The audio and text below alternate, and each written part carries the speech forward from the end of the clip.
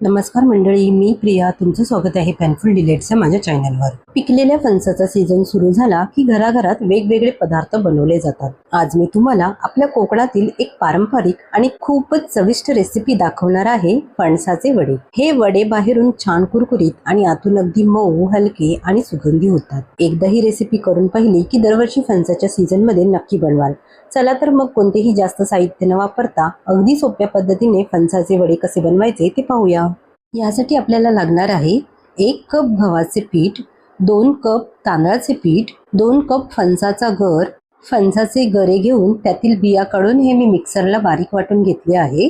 1.5 cup चिरलेला गूळ. गूळ हा फणस किती गोड आहे यावर अवलंबून आहे. इथे मी रसाळ फणस घेतला आहे, त्यामुळे मी इथे 1.5 कप गूळ घेतला आहे. चवीनुसार मीठ घ्यायचे आहे.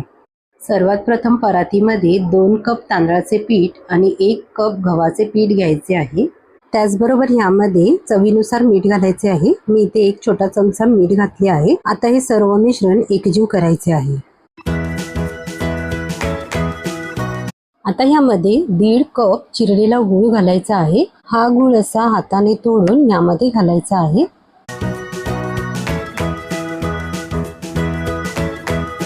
आता हा गूळ पिठामध्ये एकजीव करायचा आहे.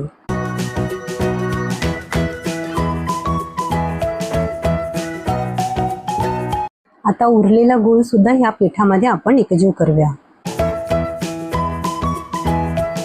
आता यामध्ये आपण फणसाचा गर घालून पीठ मळणार आहोत.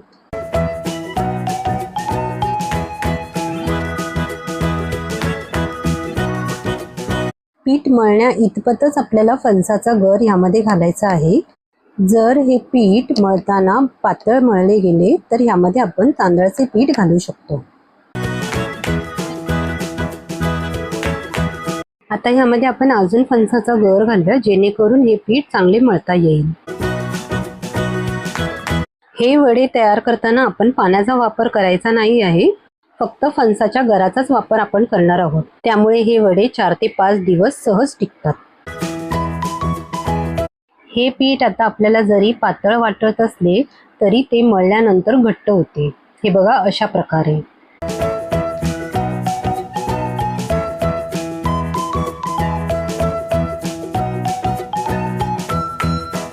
आता हे पीठ 5 ते 10 मिनिटांसाठी झाकून ठेवायचे आहे, जेणेकरून ते चांगले मुरले जाईल.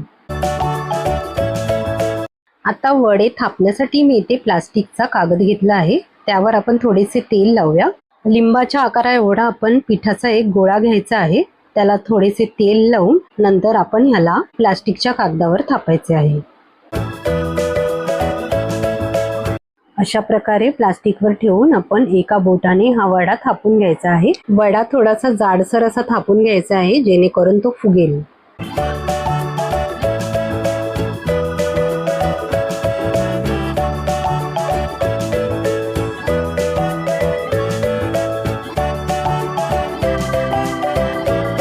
अशा प्रकारे आपला एक वडा थापून झाला आहे. आता आपण दुसरा वडा थापून घेऊया.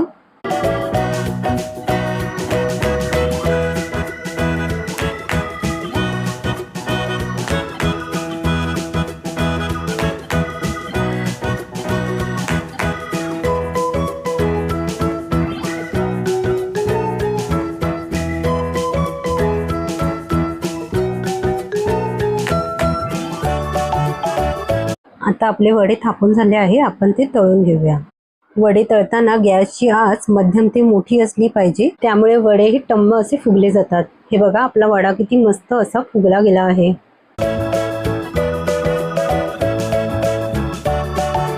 गूळ घातल्यामुळे वडे तळताना त्याचा रंग गोल्डन ब्राऊन होतो.